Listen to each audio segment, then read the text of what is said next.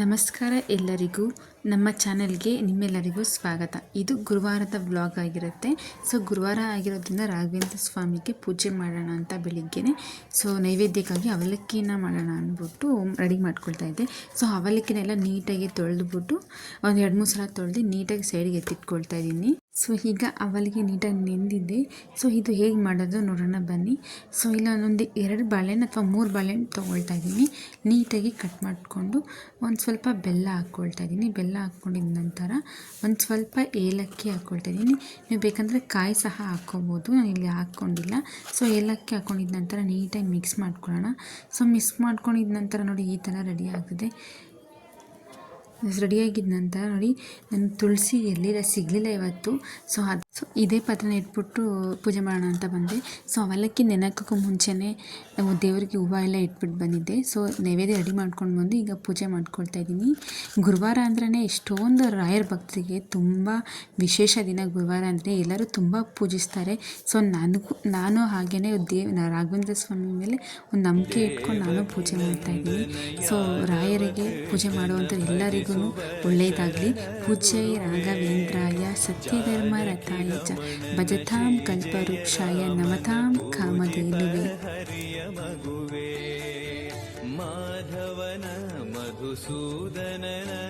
ಪೂಜೆ ಎಲ್ಲ ಮುಗಿದೀಗ. ಟಿಫನ್ಗೆ ಈಗ ವೆಜ್ ಫ್ರೈಡ್ ರೈಸ್ ಮಾಡ್ಕೊಳ್ಳೋಣ ಅಂತ ಅಂದ್ಕೊಳ್ತಾ ಇದ್ದೀನಿ. ಇದು ತುಂಬ ಈಸಿಯಾಗಿರುತ್ತೆ. ಹೇಗೆ ಮಾಡೋದು ನೋಡೋಣ ಬನ್ನಿ. ಈ ರೆಸಿಪಿ ಅಂತೂ ಮಕ್ಕಳಿಂದ ದೊಡ್ಡವ್ರಿಗೂ ಎಲ್ರಿಗೂ ತುಂಬ ಇಷ್ಟ ಆಗುತ್ತೆ. ತುಂಬ ಸಿಂಪಲ್ ಇದು, ಏನೂ ಇಲ್ಲ, ಸಾಸಸ್ ಏನು ಅವಶ್ಯಕತೆಯೇ ಇಲ್ಲ.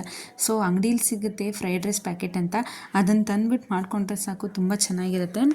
ನಾನಿಲ್ಲಿ ಒಂದು 2 ಕ್ಯಾರೆಟು ಒಂದು ಸ್ವಲ್ಪ ಹುಳ್ಳಿಕಾಯಿ ತೊಗೊಂಡಿದ್ದೀನಿ. ಅಷ್ಟೇ ಒಂದು ಪೊಟೊಟೊನ ಸಹ ಹಚ್ಕೊಂಡಿದ್ದೀನಿ.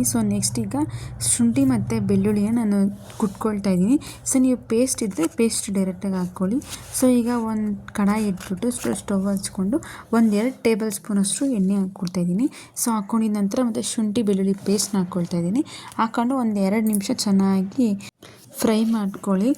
ನಂತರ ಇದರಿಂದ 3-4 ನಾನು ಹಸಿಮೆಣ್ಸಿನ್ಕಾಯಿನ ಹಾಕ್ಕೊಳ್ತಾ ಇದ್ದೀನಿ. ಹಸಿಮೆಣ್ಸಿನ್ಕಾಯಿನ ಹಾಕ್ಕೊಂಡು 1 ನಿಮಿಷ ನೀಟಾಗಿ ಫ್ರೈ ಮಾಡ್ಕೊಳ್ಳಿ.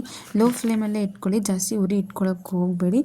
ನಂತರ ಇಲ್ಲಿ ನಾನು 1-2 ಈರುಳ್ಳಿನ ತೊಗೊಳ್ತಾ ಇದ್ದೀನಿ. ಈರುಳ್ಳಿನ ಸಹ ಹಾಕ್ಕೊಂಡು, ಈರುಳ್ಳಿನ ಅಷ್ಟೇ ಜಾಸ್ತಿ ಬೇಯಿಸ್ಕೊಳ್ಳೋ ಅವಶ್ಯಕತೆ ಇಲ್ಲ. 2-3 ನಿಮಿಷ ಅಷ್ಟೇ ಚೆನ್ನಾಗಿ ಬೇಯಿಸ್ಕೊಂಡಿದ್ದ ನಂತರ ನೋಡಿ ಕಲರ್ ಚೇಂಜ್ ಆಗಿದೆ ಈಗ ಈರುಳ್ಳಿ. ನಂತರ ಈಗ ತರಕಾರಿ ಹಚ್ಚಿಟ್ಕೊಂಡಿರೋದನ್ನೆಲ್ಲ ತರಕಾರಿ ಹಾಕ್ಕೊಳ್ತಾ ಇದ್ದೀನಿ. ತರಕಾರಿ ಹಾಕ್ಕೊಂಡಿದ ನಂತರ ತರಕಾರಿನೂ ಅಷ್ಟೇ ಜಾಸ್ತಿ ಫ್ರೈ ಮಾಡ್ಕೊಳ್ಳೋಕೆ ಹೋಗಬೇಡಿ, ಚೆನ್ನಾಗಿರಲ್ಲ.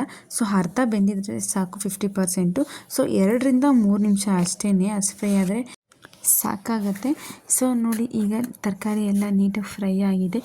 ಫುಲ್ ಬೆಂದ್ಬಿಟ್ರೆ ಏನಾಗುತ್ತೆ ಅಂದರೆ ಅದು ಫ್ರೈಡ್ ರೈಸ್ ಅಂತ ಅನ್ಸೋದಿಲ್ಲ, ಏನೋ ತರಕಾರಿ ಅನ್ನ ಥರ ಅನಿಸುತ್ತೆ. 50% ಬೆಂದಿದ್ದಾಗ ನೀವೇನು ಮಾಡ್ಕೊಳ್ಳಿ. ಅಂಗಡಿಯಿಂದ ನಾನು ಅವ್ರದ್ದು ತೊಗೊಳ್ತಾ ಇದ್ದೀನಿ ಫ್ರೈಡ್ ರೈಸ್ ಮಸಾಲ. ನೀವು ಇದರಲ್ಲಿ ಎಷ್ಟೊಂದು ಥರ ಬರುತ್ತೆ. ನಾನು ಇದನ್ನೇ ಯೂಸ್ ಮಾಡ್ತಾಯಿದ್ದೀನಿ. ನಾನಿಲ್ಲಿ 2 ಪ್ಯಾಕೆಟ್ ಹಾಕ್ಕೊಂಡಿದ್ದೀನಿ, ಯಾಕೆಂದರೆ ಹಸ್ಬೆಂಡ್ ಬಾಕ್ಸ್ಗೂ ಬೇಕು, ನಮ್ಮ ಮನೆಗೂ ಮಗಳ ಬಾಕ್ಸ್ ಎಲ್ಲದಕ್ಕೂ ಬೇಕು ಅಂತ 2 ಪ್ಯಾಕೆಟ್ ಹಾಕ್ಕೊಳ್ತಾ ಇದ್ದೀನಿ.